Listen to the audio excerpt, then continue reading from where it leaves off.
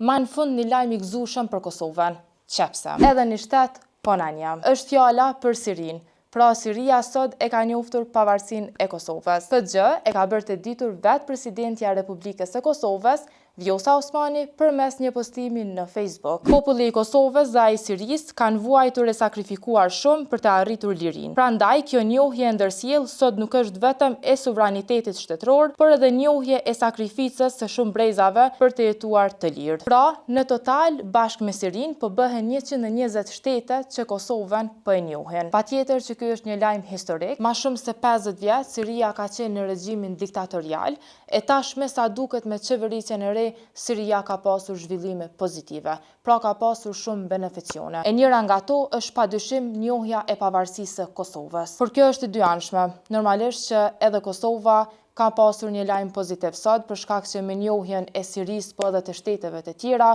ka shumë benefite për ne.